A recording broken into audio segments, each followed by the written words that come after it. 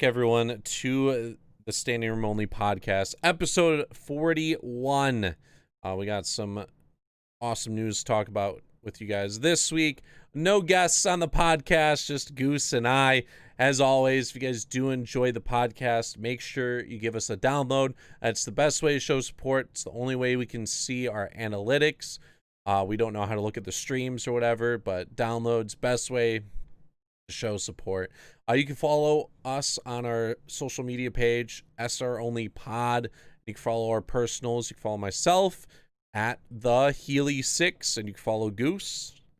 I'm iGoose with 4 O's. As always, don't ask why. Twitter, Instagram for both of us. I know Healy also has a YouTube channel if you guys are into streaming, video games, especially MLB The Show. Go give him a follow.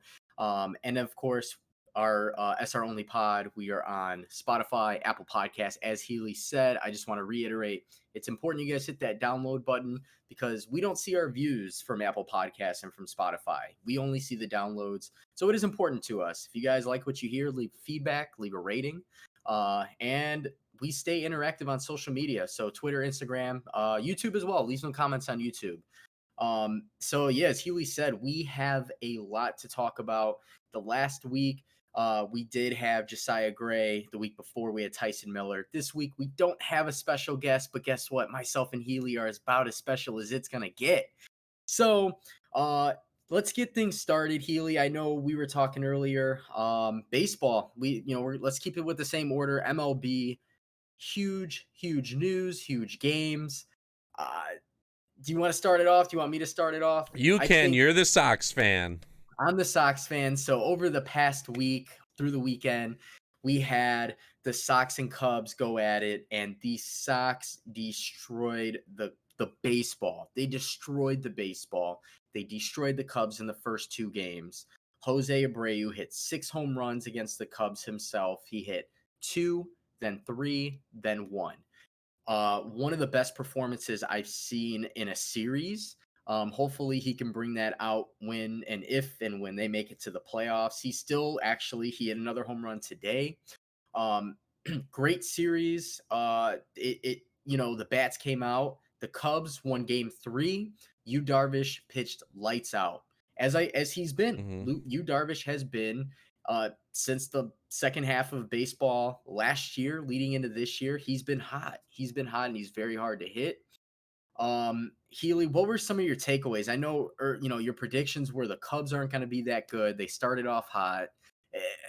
What's your take now on the Cubs so far? Oh man, I posted a GIF or a video on Twitter the other day, and it was the Arizona Cardinals coach from when they played the Bears, and he said they are who we thought they were.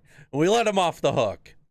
Basically That's posted hilarious. that because they started off 13-3, and everyone was like, "Oh my, the Cubs are the real deal." I thought they were going to carry that momentum throughout the season, but unfortunately, no.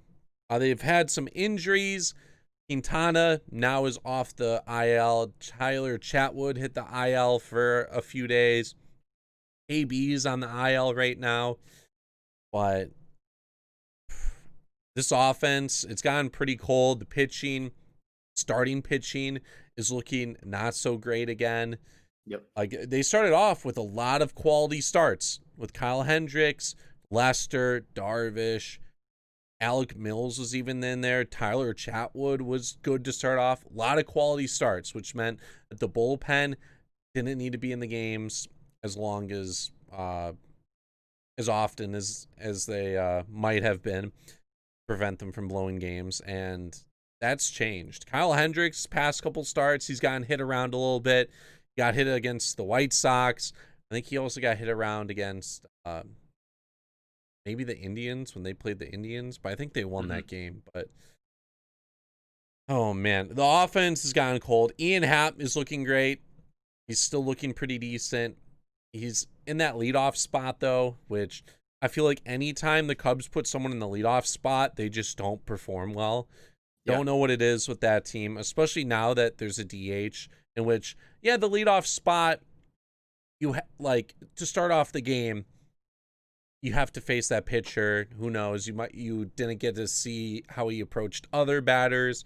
You might be a little off first, but with the DH now, that pretty much eliminates all the spots. You just gotta be ready when your spot in the order comes up. Anthony Rizzo's okay. He's getting on base a ton. He's walking, but his average isn't there. Javi did hit 2 home runs, I believe, yesterday. Oh no, that was 2 days ago. 2 days ago, Mhm. Javi hit 2 home runs, which thought I thought he was going to bounce back, but he's still looking okay. Contreras is just looking okay.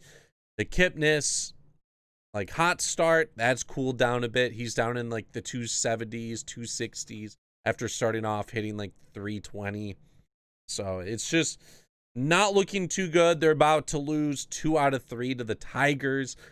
They just lost 2 out of 3 to the White Sox. They got to go play 5 against the Reds this weekend.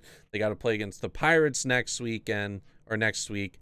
I thought this was going to be a big week, big turnaround, and it's just not looking like it. So they're holding the lead in the NL Central for now, but I would not be surprised if that lead gets taken over in the next week or two, just because the Cubs are where I thought they would be performance-wise for the year. Yeah, yeah, I completely agree. My prediction is they started off hot, and I was like, okay, they're playing to how I thought they would actually play. And Lester, obviously had a bad outing against the Sox. He They pitched kept him in the today game. too. And he pitched today. He gave up a few runs. I believe he's slated for the loss. If they end up losing, we don't know. It's still the seventh inning. But yeah, I mean, I think you hit the nail on the head. The bats went cold. Ian Happ's actually having a good game today, but he was in the 300s. Now he's dropped down to like a 279, 280. Um, I think the biggest story for the Cubs is their starting pitching. If Lester doesn't get it going and Hendricks is going to get rocked around, Mm, Darvish can't lead them to the playoffs, especially the Cardinals, who are a game over 500. There are a lot of games behind as far as total games played because of the whole COVID crisis. They can get hot and win 2, 3, 4, 5, 6 in a row because that's just how the Cardinals are. They're a weird franchise. They always are in the playoff hunt. The Cubs are going to have to get it going. Losing series maybe against the White Sox is one thing. The Sox have been the hottest team in the past couple weeks, especially their bats. mm-hmm. Losing to Detroit, losing 2 out of 3 there, that's not good. Can't I have did that notice. No, not at all. Not at all. Quintana did pitch today, yesterday, I yesterday. believe. Yeah, he Yeah, came out of the pen. so is he not starting, or they're gonna bring him out of the pen for now? I think it was just like a bullpen day. Okay. Like they don't have rehab starts right now. They can't Hmm. send him somewhere for rehab starts. I don't think you'd want him in the alternate site. But I think Sure. yesterday was more of a okay, we'll pitch you out of the pen. This game, it's out of reach. Let's just get you back into the swing of Get those things pitches so in. that you Yeah. can be in the rotation. Also, Lester, he only allowed 1 run, so he would not be for the loss. 5 of the 6 runs have come from the relief pitching. Which is what you were talking about. Quality starts. In which a quality start, if you want for the listeners, a quality start, if I'm not wrong, is what, 6 innings of. 6 innings, 3 or less runs. Okay, and that's definitely a quality start. Well, you got 5. He ended up getting 5 innings. See, they pulled him kind of early there, uh, and it's at the point where there's not a whole lot of baseball left. They're what, almost 30 games into the season. That's half the season already. So we're at the end of August. We're gonna have one more full month of baseball, and Mm-hmm. we're going right into the playoffs. Yeah, Cubs, I still think are gonna slide in. I mean, they have the division right now. They are a team that's streaky. Javi gets hot out of nowhere. He can hit 2 home runs. Rizzo is another streaky guy. Bryant, I know, was on the IL. I don't know if he's he still still hurt. is for the next couple days. Yeah, I'm not sold on Chris Bryant anymore. I felt like if we can go back 2 years when he was on the trading block, that they probably should have pulled the trigger at the time, but obviously they were a serious contender, and um, for the contrary, at least on the South side, if we go to the South side, the Sox have been hot. Yeah. Yesterday, Lucas Giolito pitches a no hitter for the Chicago White Sox in front of no fans. No He had hitter in front of no fans. in front of no fans, which I mean, at this rate, as we always joke about, they don't really fill their stands anyways. But incredible pitching performance. One walk, 13 strikeouts, back to back games with 13 Ks. In the game before against Detroit, he gave up only 3 hits. Last 2 games, 26 strikeouts, 3 hits, Mhm. dominating performance. The bats, they've been putting up a lot of runs, and I mean, this is the Chicago White Sox that I expected to see, that the fan base expected to see, where they can give up 4 or 5 runs and still win a game by 2 or 3 runs, because that's just how Mhm. powerful they are. But shout out to Lucas Giolito. Incredible game. James McCann caught the game. Great, he had a great game behind the plate. And huge shout out to the defense. There were some plays out there where Tim Anderson had a bang bang play. He had to throw to first, and Jose Abreu was thrown off the bag. He had to get a little. He had to tag the runner running to first. Mhm. And the last out of the game, Engel, he had a sprint for that liner to right field. I thought that was gonna drop. I thought it did too. As soon as it was hit, I was like, "Oh no!" It's a good spot It too. was yeah, great swing for the batter. I mean, it's one of the when you play baseball, it's one of those you can accept an out.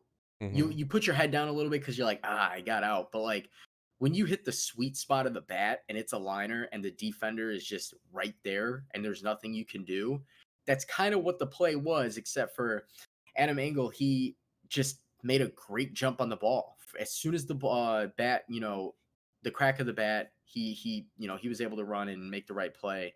But overall, super satisfied with the White Sox. That division is still up in the air. With Cleveland, their pitching is out of this world. Their starters, with Bieber yesterday, he had uh, 12 strikeouts or something like that. He's been ridiculous. Oh yeah, he's been hot. And then Minnesota. Minnesota's been like the one of the hottest teams in the AL. Mhm. So that division is stacked in for the top three. White Sox, they started off slow and now they're coming around. So I think as long as they can stay healthy, and that is going to be the key factor, they are dangerous in basically 1 through 9 in their lineup. They have guys who can smack bombs, from Tim Anderson, obviously Lewis Robert. We saw hit a huge line drive home run against the Cubs. Jose Abreu. The list goes on and on.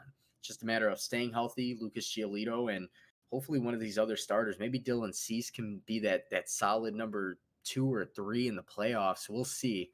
But baseball, the last couple weeks has been fun for me as a Southsider, as a fan of the White Sox. Not so fun for Healy. Um, It's been fun watching the Sox when they haven't been playing the Cubs. They still got a 3 game set. Uh, or at the end of the season. mhm.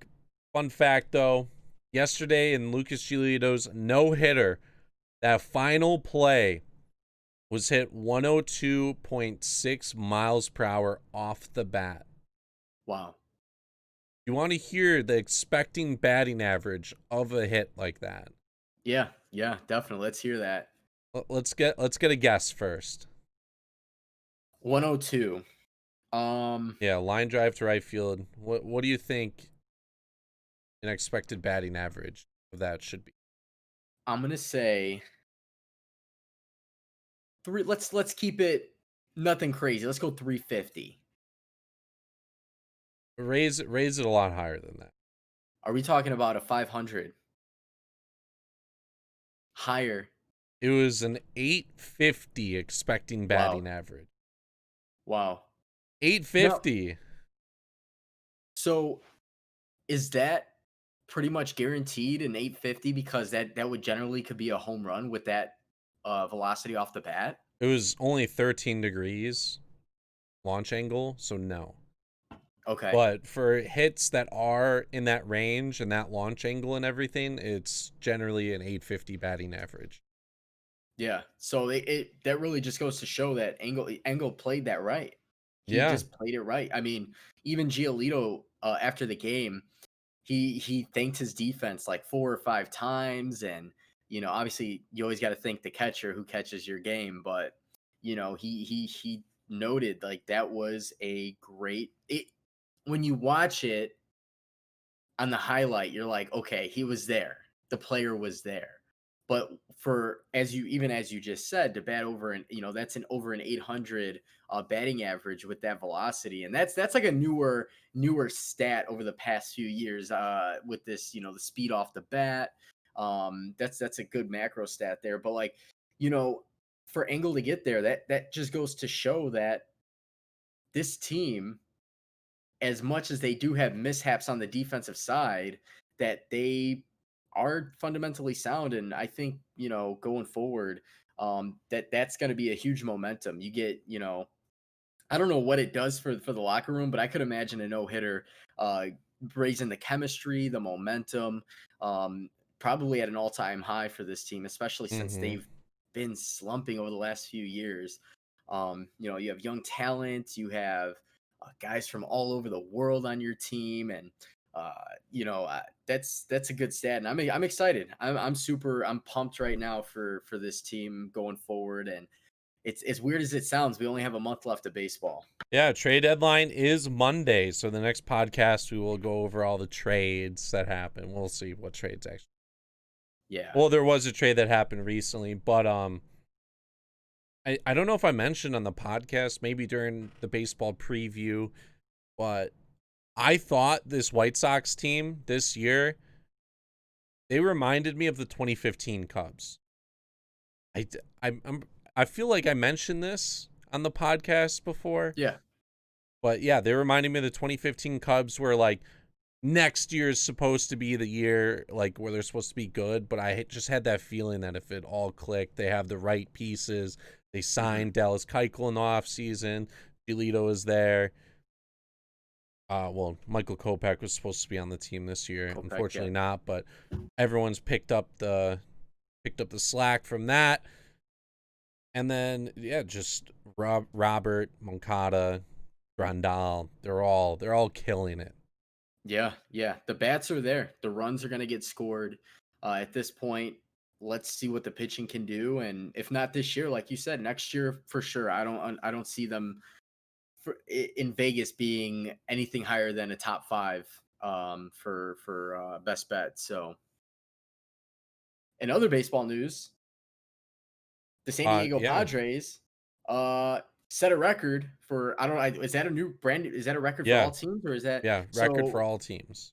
Yeah. Wow. That's another team that's offense is just as hot, if not hotter, than the White Sox. Obviously, we know Fernando Tatis Jr., but that whole team, again, 1 through 9, they have 4 straight games, each game with a grand Mm-hmm. slam. I know Healy, I was on Twitter and I saw the update button pop up. So I refreshed my feed, and of course that's you. You were tweeting out who's it? Hosmer hit that grand slam, Yep. and you watched it live. So I mean, there had to be some electric feel going on, like knowing this team has a chance for another grand slam. What was going through your mind during that? So the first one we all know started off because Fernando Tatis hit a 3-0 Yep. grand slam. The next day, in the first inning, Will Myers hit a grand slam. Pretty funny. First inning, no outs, grand slam again.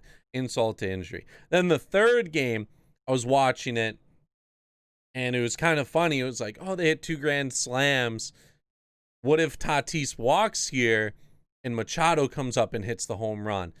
And oh my, 2-2 pitch. Manny Machado just crushes a baseball, walks it off. It was amazing. And to note, all 4 of these were against Texas, but the first 2 were in Texas. The second 2 were in San Diego. They played a 2-2 series. And then the fourth one, watching with some buddies, and we joked around again, like, oh, like load the bases so that Hosmer could come up and do it. And the whoever was before him, it might have been Machado, I don't know, but whoever was before him walked, and Yeah, we all know what happened. Eric Hosmer gets a nice fastball, crushes it to right. It somewhat barely got over. Like it was definitely a home run, but it wasn't like a 400-foot shot. Barely over the wall, and I was like, "Are you kidding me?" Like you I had that feeling that that was gonna happen. That team is just hot right now. Everyone wants to crush the ball. 4 games in a row with a grand slam. You know what team I would like do with the bases loaded, like San Diego? The Cubs. They've struck out in almost half their plate appearances with the bases loaded this year. horrible. They're batting terribly. But yeah, San Diego, them and the White Sox. If you are not paying attention to those two teams and watching them, if you have the opportunity to, you are missing out. A lot of young talent on both teams. Oh yeah. Watch them before they become contenders. Yeah, San Diego has been a very another probably my second favorite team to watch next to the Sox, just because bombs, dingers, left and right. The fact that San Diego hit 4 grand slams against the Rangers, because in game one, we Mm-hmm. know there was an issue. There was an issue. Tatis hit the grand slam. They felt like, okay, you're running up the scoreboard. There's an unwritten rule, quote unquote. And the coach made a comment trying to back up his team for getting spanked around the field.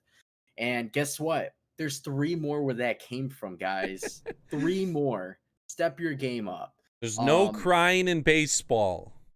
you know what? There's games with baseball. Baseball's a weird sport. It's all about composure from the pitchers. When one pitcher's doing bad, you do see some pitchers come in and relieve. But when you're getting dominated as a team, your morale is down for that game, that series especially. And I know the Cubs had a really, really shitty series against the Sox. It was bad. But I think giving up a grand slam in each of the 4 games you played tops that. Like, that is way worse than giving up 8 home runs in one game, Yeah. because that game's over anyways. It doesn't matter. But Mm-hmm. 4 straight games you give up a grand slam, and And you the lose all of Padres, them. and you lose every single one, and you cry in the middle of it. You guys just went down like some sad uh, you know, but the Padres have been entertaining. I at first, the one thing about the Padres that kind of irked me was their uniforms and their I colors, because love I feel like, them. but they've grown on me.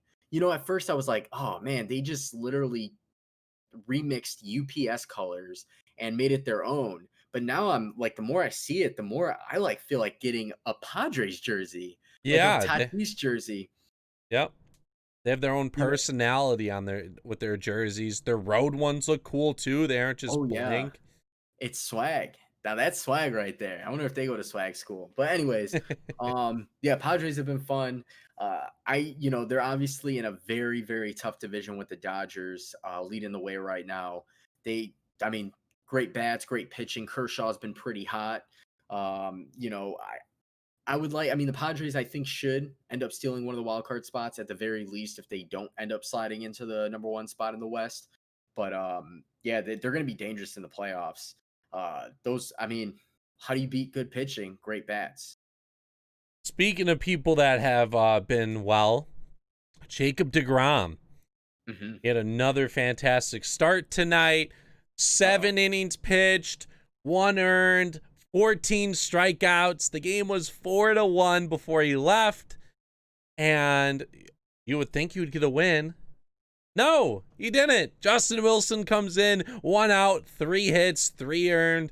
Edwin Diaz comes in, walks 2 guys, allows a hit, only able to get 1 out. And then Brad Brock just walked in a guy to tie up the game. Jacob I'm very, DeGrom, dude, never catches a break. yeah, 14 strikeouts in 7 innings. Yeah.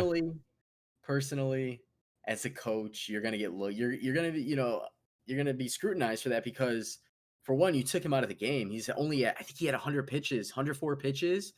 Let him at least maybe get another out in the 8th inning before you decide to take him out. See, you got to gauge it. Obviously, there's no days off with baseball. You're pitching more frequently, so I get the move. Mm-hmm. Um, but a 2 hit, 1 earned run. Why? I don't know. I feel like pulling him prematurely is obviously backfiring, and it's just one thing after another for DeGrom. He's been stellar. He's been stellar. They use at 104. But yeah, the Mets, at least they get out of the inning. Bases were just loaded for them. But Jacob Hmm. DeGrom, he's always been well. There was a trade. Trades are gonna be a little under the radar this year, especially because they aren't really gonna be big pieces, and they happen immediately. And the games are just being played every single day. So Brandon Workman, closer who used to pitch for the Red Sox, got traded to the Phillies. I don't think he was traded for much either. The the Phillies, yeah, the Phillies, I don't think they traded much for him, which is kind of interesting, but Brandon Workman, he was going to be a free agent this offseason. You kind of got to get, if you're bad, especially like the Red Sox who only have 10 wins on the year, got to get rid of these guys for something. So the Phillies, they have the worst bullpen in baseball, trade for one of the best closers in the past couple of years. And then Brandon Workman, first game with the Phillies, blows the save, ends up losing. Oh no. He did get the save the next day, but I think Dansby Swanson was thrown out at home, which saved it. But yeah, the Phillies, they don't catch a break. They made a trade. The Yankees traded like David Hale to the Phillies for someone, but minor trades. It'll be interesting to see who actually gets traded though in the next few days. We'll see if any big names actually move. I don't think so. I don't think there's many, Yeah, I don't especially with how see. many teams are in playoff contention right now. Yeah. Yeah, I was gonna say I don't see too many trades happening, and obviously the whole COVID situation, you're gonna send somebody from the East Coast all the way over to the West Coast. There's protocols with that, but yeah, I do remember Dansby Swanson getting thrown out at home. That was actually a pretty wild bang bang play. So the closer went in for the save and instead was saved. So that's Mm-hmm. kind of hilarious there. Yeah, But trade deadline, what's that date again? You said it is coming up. Monday, July or August 31st. The 31st Monday. So mark your calendars. Probably not going to be that exciting. Generally with baseball, it's rare that it's ever exciting. Only the hype. You get a lot of hype, and sometimes you do get big moves. Not usually. But Baseball I is think there's normally a lot of big trades.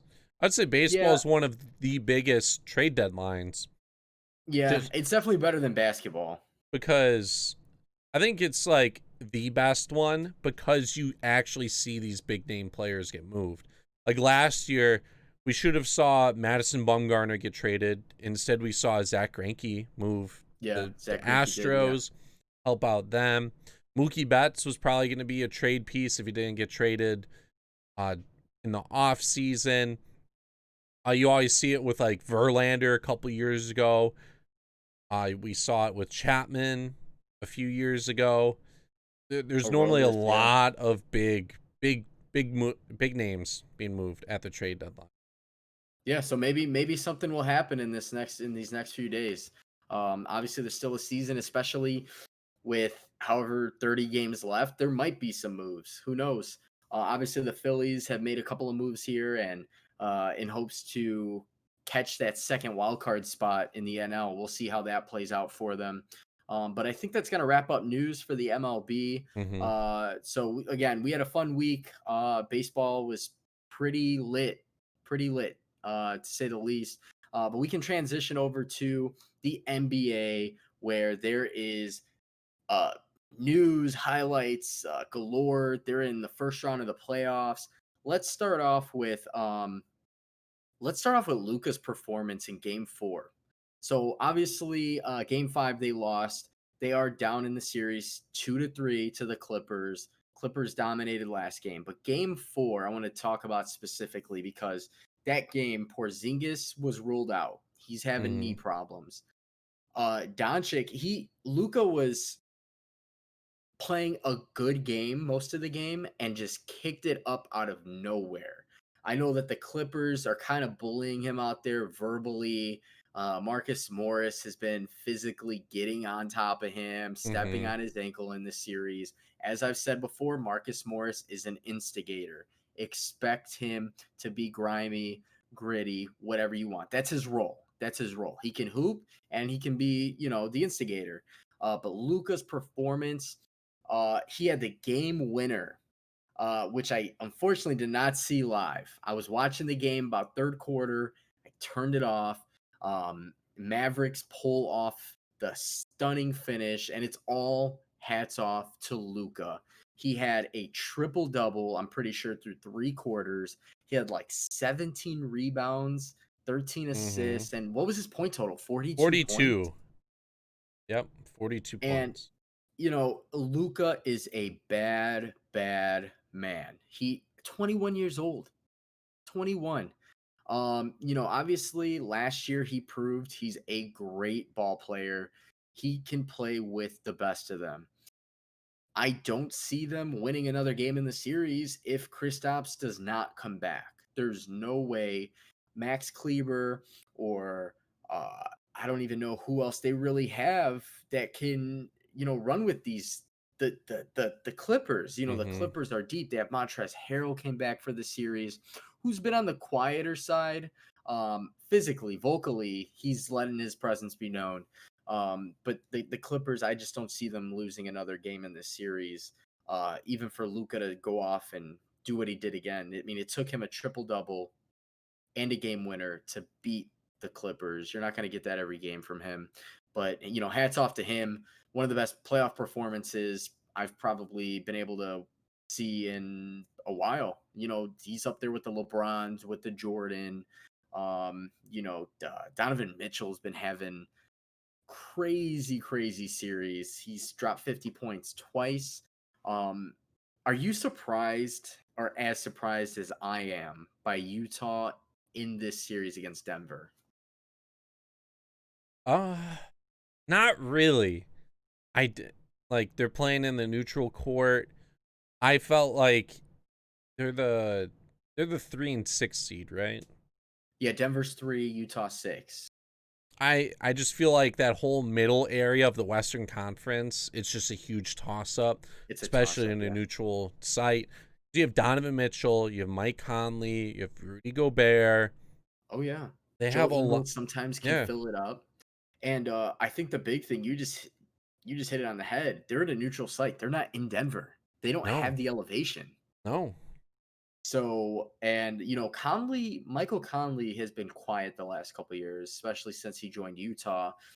Don't forget, he was doing everything in Memphis. He led them to the playoffs.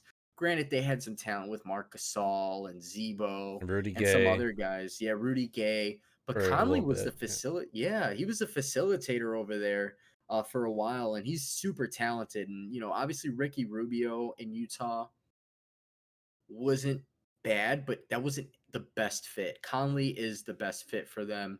And you had I Donovan forgot about Mitchell. Rubio mixed in with them. Yeah, Rubio, they just couldn't accelerate to get Donovan Mitchell. Donovan Mitchell has been playing pretty well, but they couldn't accelerate past that. Ricky Rubio isn't an offensive. He's a great passer. Yeah, I give him that. He's the Steve Nash of today's time with passing, and sometimes he can score. He's doing well with Phoenix. He's not bad with Phoenix, but for what Utah needed, as you said, they're a 6 seed, but any team in the middle of the pack, it's a toss up. Are they a true 6 seed? Not really.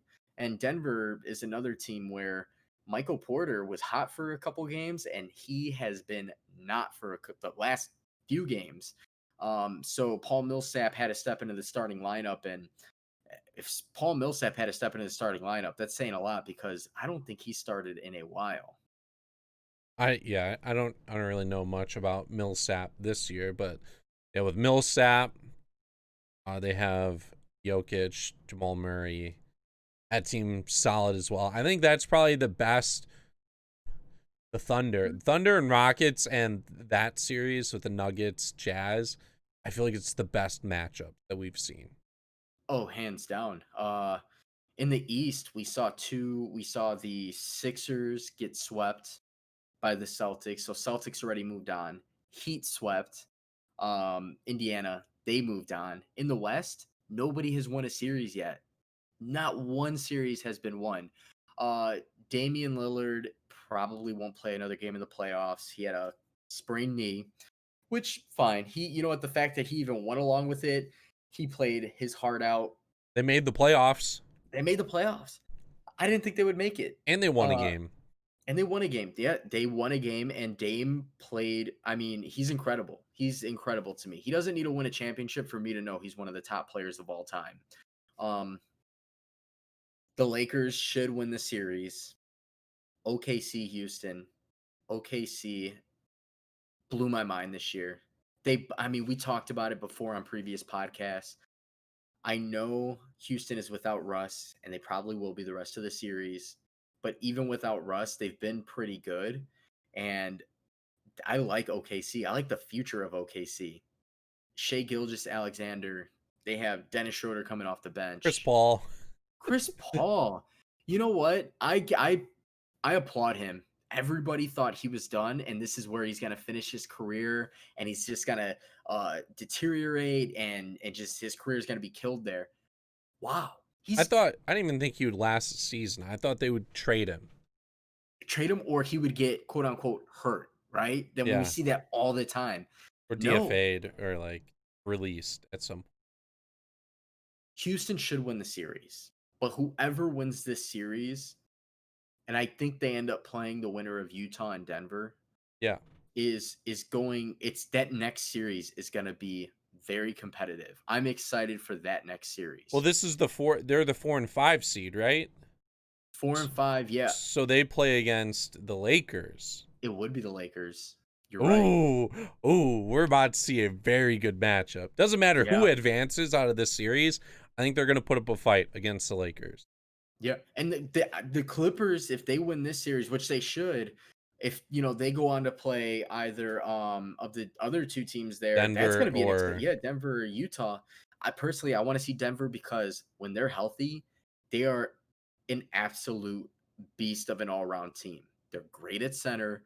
They have guards galore. They have Jamal Murray, who's been hot. Um, I don't know what the status of Will Barton is or what's going to happen with him. Gary Harris has been game time decision the past couple of games.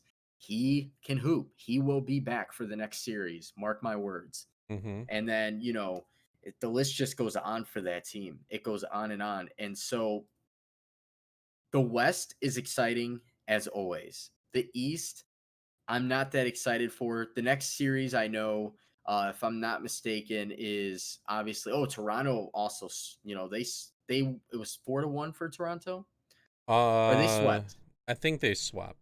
So Toronto swept as well. Milwaukee hasn't won yet. They should win the series 4-1. But so far it's Toronto against Boston, which should be a good series, hopefully. Mm-hmm. And then we're gonna have Milwaukee going up against Miami. Miami, which should also be a good series. We don't know what's gonna happen. I do like Miami. They've been playing really good. So the Eastern Conference matchups are gonna get juicy just as much as the West will. Obviously, there is no games played today. No games probably tomorrow. We don't No know games when the probably games are going to tomorrow. We come. don't know. There's protests all over. Everybody's taking a step back. There's obviously some real life injustice and power issues with the police force, and we don't want to get too into it and too political, but I respect whatever decision that all these guys choose to make, to voice, to make a stand. They're on the biggest platform of all, Yeah. compared to us as, average everyday people. We can do our part, but for them to come together, teams that are playing each other to come together and say, hey, we're going to do this. This is how it's going to be. There's always basketball. There's a big movement, push for change. And so, I tip my hat to all those people and in all sports and all around the world. If there's injustice and obviously if there's change that needs to happen, the fact that we as a country are allowed to protest and voice our opinions, that's what makes us a great country. But there's definitely some change that will definitely need to happen. And sports is always going to be there. I would expect sports to start back up in a few days. And I'm looking forward to once that does start back up because there's a lot more going on. Obviously, baseball, there were some postponed games as well because of that. Mm-hmm. Um, but aside from all that, I've been super excited for the NBA. We did have the draft lottery. We had Mm-hmm. that. Yes. Um, we were texting. I probably was super close to FaceTiming you, Healy. I didn't. I don't even think I had a shirt on. I was kicking back, and I was ready to FaceTime you. And the fact that the Bulls didn't get the seventh pick is an answer. That's You know, huge. huge. So for everybody listening, if it's your first time, we are from Chicago. As everybody else already knows, I'm a huge Bulls fan. Healy's a huge Bulls fan. We have been in a very depressed state as Bulls fans. The owners are not the greatest. Reinsdorf, he's too buddy buddy with the front office. Well, guess what? There's been many of changes. Boylan finally gets fired. He stepped in as the temporary head coach, interim head coach. They Mm-hmm. give him a contract. Nobody likes him. We watched them play live and we are like, what the hell is he doing? Why not ride the hot player? In our case, it was Daniel Gafford. Uh, Zach Levine, it was reported, wanted to fist fight him. He wanted to rough him up. The players didn't like him. And you know what? It showed. It showed. They were very as expressive as you can be without caring. Um, Zach Levine being the star player, we didn't know what his future was with the team. He was a trade asset. Now that Boylan's gone and the Bulls get the fourth overall pick, anything And can they have happen. new management as well. New management. Oh, Oh, Arturis. I'm not going to butcher his last name. Who is the GM? The president? Is he the president or the GM now?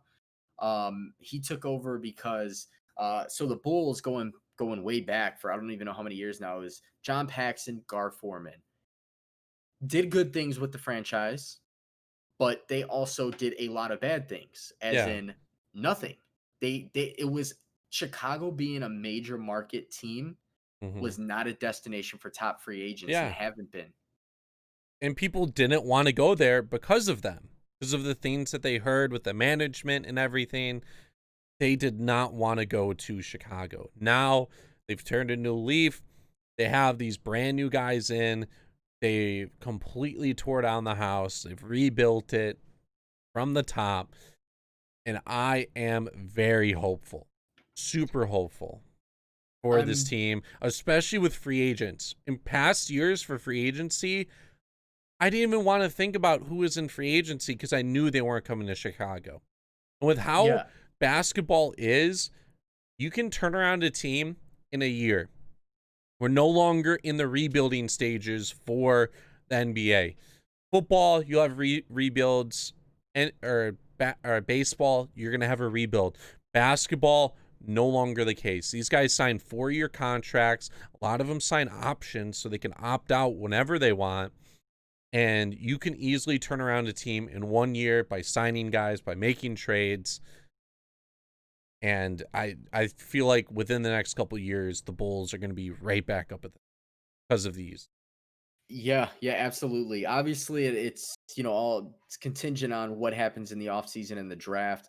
I personally, I, I would hate to see some of the guys go, but I mean, at the end of the day, we are probably gonna lose either Markkinen, either Wendell Carter, which I love Wendell Carter. It's a block party every time he plays. Everybody's invited, but I think the future overall best big man that they have right now is Daniel Gafford.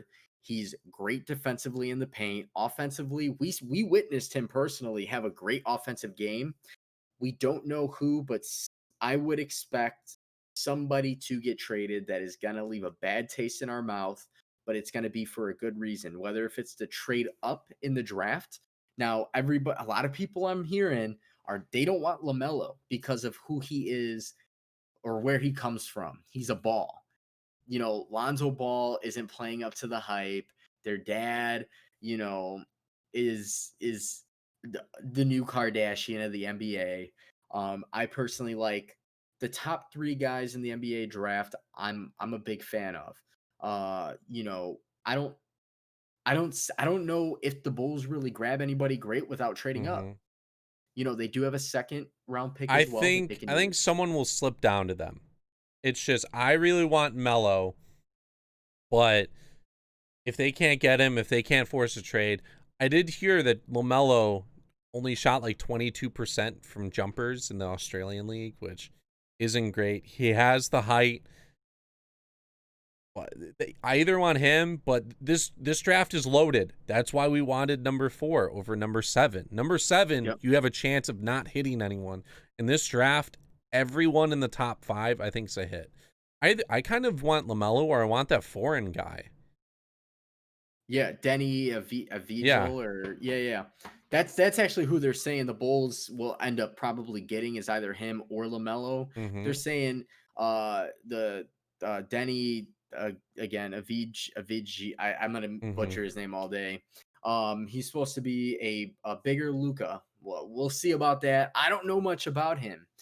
At the end of the day, regardless what happens with this draft, the fact that we have expressed our talent, we've seen Kobe White play very, very good Mm-hmm. basketball games, back to back 30-point games. Zach Levine, his game winner probably was moment of the year. I mean, his game winner against the Hornets with the steal. We have Markkinen who has to find it. He's got to be able to find it. This team is so talented, and now that there's been changes, I'm not saying they're going to grab a Giannis in the offseason, but there is a lot of trade rumors that the Sixers are trying to break up the duo of Ben Simmons and Joel Embiid because those two guys can't play together. It just doesn't No. work. They, So, yeah, especially with Simmons, he doesn't have a jumper. You have Embiid who's down low. They need more spacing on the floor. Which is yeah, why when you were talking about Wendell Carter before, he's replaceable. If you can't shoot at the center spot, you're replaceable. There's a bunch of at this, you yeah, that we could find.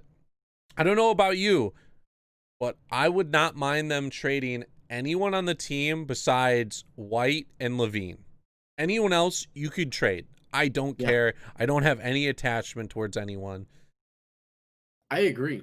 Levine, when he first came to Chicago, I thought was a bad move. I thought it was a bad move. Mm-hmm. I knew that we got Chris Dunn in the trade, and like Butler had to go, like Jimmy had to go, and I knew like okay, Levine's pretty good. He's a scorer and he's a flashy dunker. And then I'm like, but he's overpaid. But he grew on me as a player. He's a Yeah. top dog. The fact that I'm pretty sure he tore an ACL Yeah. a few years back Yeah. and came back and is doing what he's doing now, Mm-hmm. and the fact that his 3-point shot is he's got a burner. It's wet. He's dominant on the offensive side. Defensive side, he's a liability, but that's where you can formulate. You can work a good defense around some weaker players. Like Yeah. James Harden is a liability, even though he leads the league in steals. That's kind of a weird stat. But I agree with you. Kobe White has to stay. Levine should stay. If they are to trade Levine, They'd I have to get need someone good. you better ship it. Better be a package. It better be Otto Porter Jr. gone too. I Mm-hmm. want him gone 3 weeks ago. I still assume he's gonna accept. He's gonna sign the 1-year tender with the player option because he's about to make $27 million when he's deserving of maybe 13 million. I do know his 3-point percentage was up, so he still could have a really good year for us. Mm-hmm. Just But not worth the in my money. eyes, he's not worth the money. So that's killing us this year in the free agency. I'm okay with that. I want this team to pull for the 8th or 7th seed in the East, which I think next year they should be able to with a couple different pieces and the right coach. We don't know. All these coaches just got fired in the last couple of days. We don't know who's going to get signed yet. There's so many. Nate McMillan just got fired from the Pacers. Mike D'Antoni is on a 1-year, he's on his last year of the contract with Houston.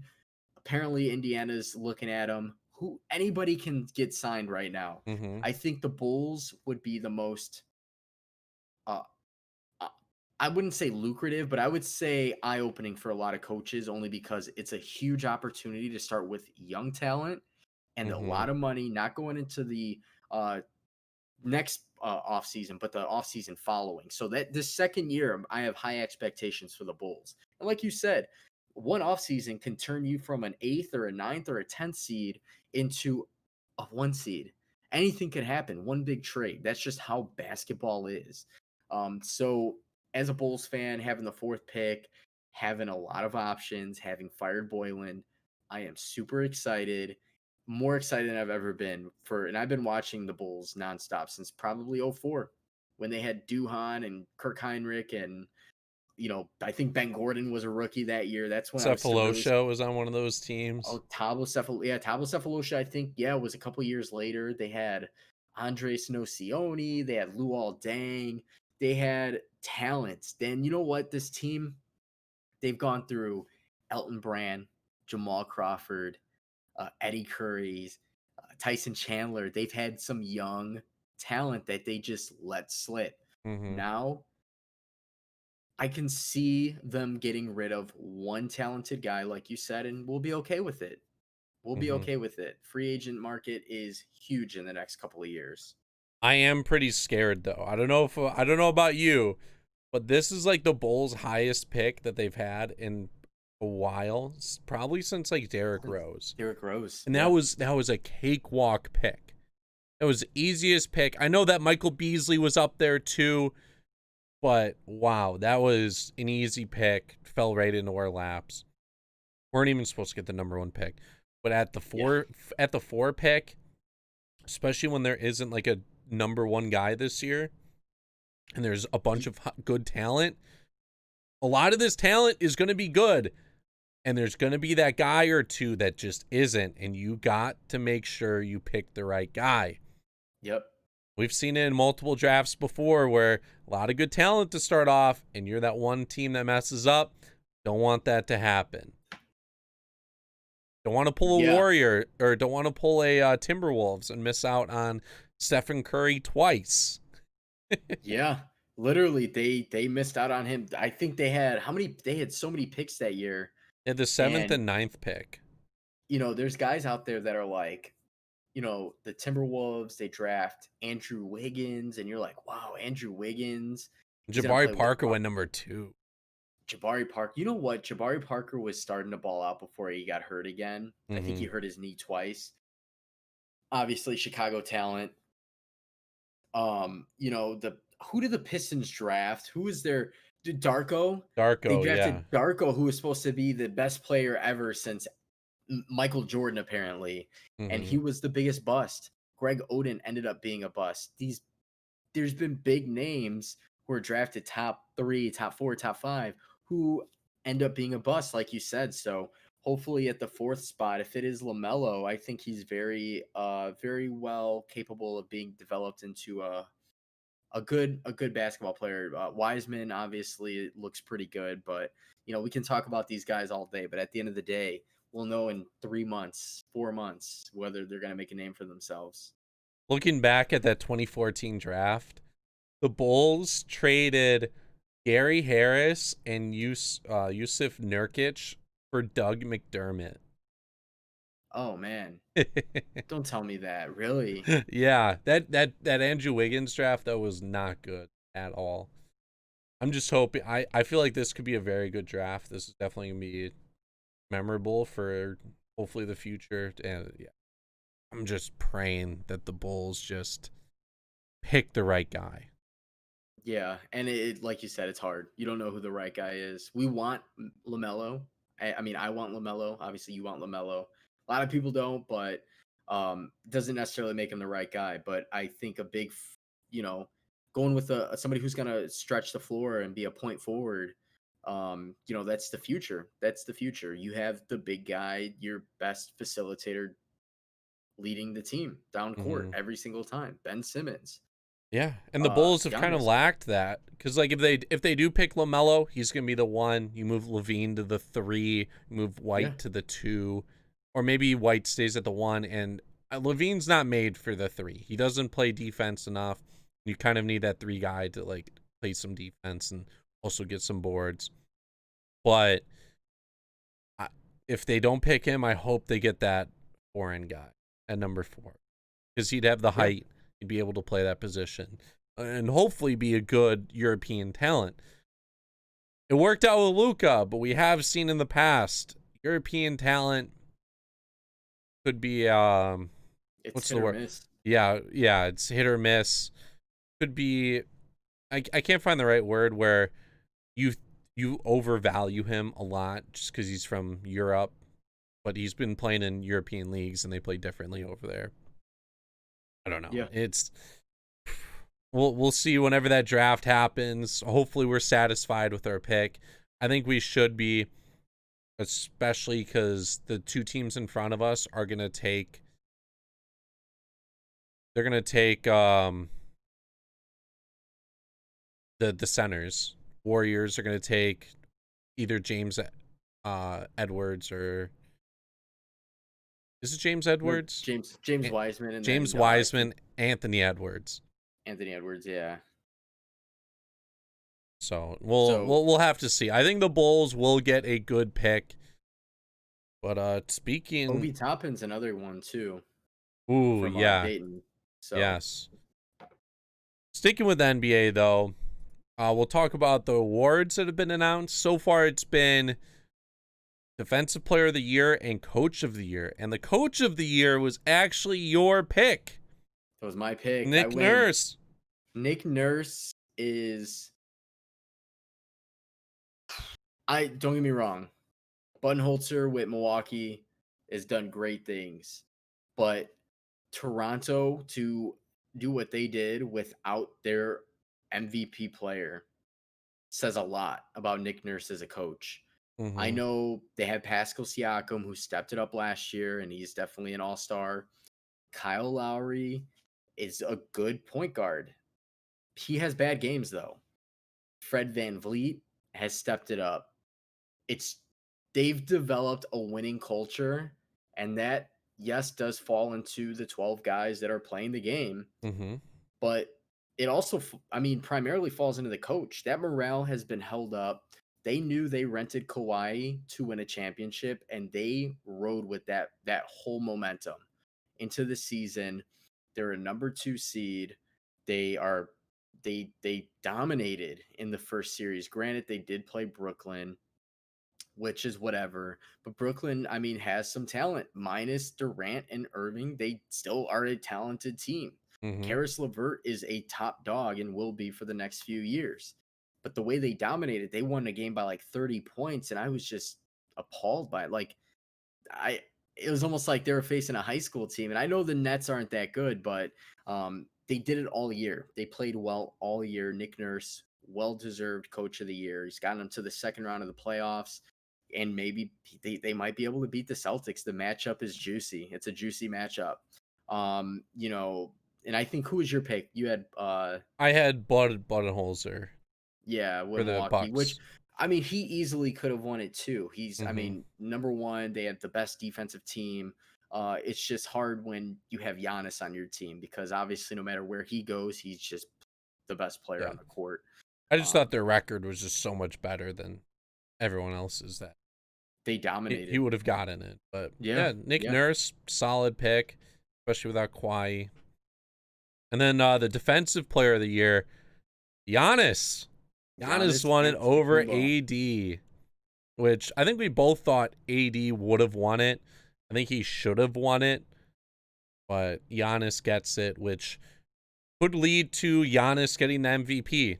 With that vote of him getting defensive player of the year, I think solidifies him winning MVP. If they think that highly of him on the defensive end.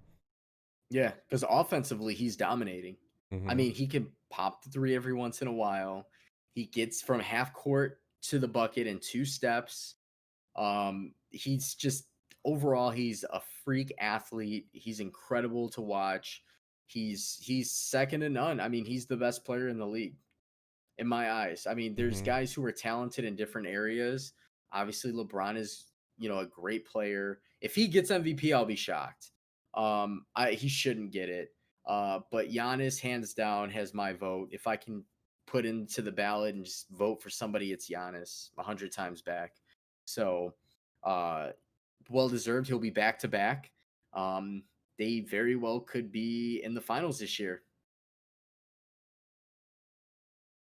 Yeah, so we'll see what happens with the other votes. There's most improved being announced. I don't know when these announcements are happening. It seemed like it was Yeah. every other day. We'll have to see. In other news, though, which is just happening on Twitter while we're recording this, the Lakers and Clippers have both voted to boycott the season. Most other teams voted to continue. LeBron James exited the meeting. Miami's Udonis Haslem spoke and essentially told everyone in the room, without Lakers and Clippers, how will the season continue? LeBron James walked out, rest of Lakers and Clippers exited behind him. Wow. That just broke just now. Yep. Breaking live on Twitter while we're recording this. That is wild. I mean, a lot of these guys question whether or not they want to continue the season as it is with everything going on in the world. It's crazy time, and it will be for the next few months. And I think the best thing that you can do and tell everybody, if you want change, you got to get up and vote. That's the biggest thing you can Mm-hmm. do. So that's huge. I just got the chills. Yeah, especially this is history right here. And with LeBron being as amazing as he is on the court, he's just as amazing off the court, Doesn't leading the get talked about charge, enough. Yep. and everyone's right behind him, supporting him as well. As you mentioned earlier, basketball will always be here. This was like a weird season to begin with, anyways. We'll see if these games eventually come back. If not, they'll move on to the next season. If they do, they'll just resume from where they left off. But they feel like they have bigger problems. They're going to stand up for them, and more power to them. They Yeah, have the yeah, ability to that's do so, and we just have to sit back and let them do their own thing. I I read a tweet earlier and it was about LeBron because everything's about LeBron, right? When Mm-hmm. it comes to sports and Sports Center and ESPN and other sources, and the tweet was pretty straightforward. It was LeBron's having a hell of a year at 36. He's obviously chasing as many titles as he can right now while he still is in his as prime as he can be. Mm-hmm. Is LeBron gonna keep playing for the championship, or is LeBron going to stand up for something more? And that's his action right there. I mean, at the end of the day, it's a game. It's a game versus change for everybody in the world. Um, I it's that's a huge move, and I would not be surprised. LeBron is the face of America sports. Mm-hmm. I mean, he is. Not to draw comparison. I'm not going to compare him. As to Michael Jordan in talent, but he is the face of sports today, like Jordan was in the 90s. And I wouldn't be surprised to see other teams in other leagues follow suit. Um, LeBron does a lot off the court. He does a lot that's not spoken of as much as it should be. There's a lot of critics of LeBron, from him, creating the school for kids in Akron, and that'll continue to grow outside of probably just that one school, to what he does, for people, just for people in general. This speaks monuments, and you know what? Mm-hmm. As a huge fan of basketball, that being my sport, I'll be okay for no basketball for a while, if Yeah. that's what it means. We lasted months without it. Like I said, it'll come back eventually, and once it does, we'll appreciate it. But for Yeah, now, these players, they have the ability to do what they want. Some people might think it's wrong, but you just gotta let people do what they want to do. If stuff's yeah. not in your control, there's no reason to get mad about it. Don't get upset. Don't get upset. That's and like I said, that's what this country's built on is freedom of speech. And if we want change, you can't just write a letter to the government. Mm-hmm. You gotta let it be known.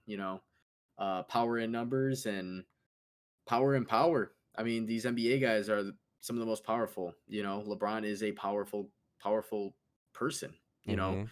He's obviously not in power, but his words and what he does on the court and off the court, he has a big following. So that's huge. I applaud him and the rest of the guys. Yeah.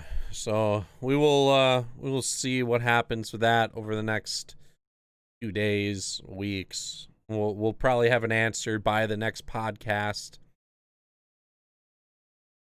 But with that though, probably gonna end the podcast on that. If you guys did enjoy the podcast, make sure you hit that download button. Best way to show support. Follow us on our social media, SR Only Pod. You can follow our personals, the Healy6 for me, iGoose with 4 O's for Dustin. And we hope you guys have a wonderful week, wonderful weekend. And we'll see what happens in this world next week. Hope you guys have a good Yes. one. Yes. Hit that download button.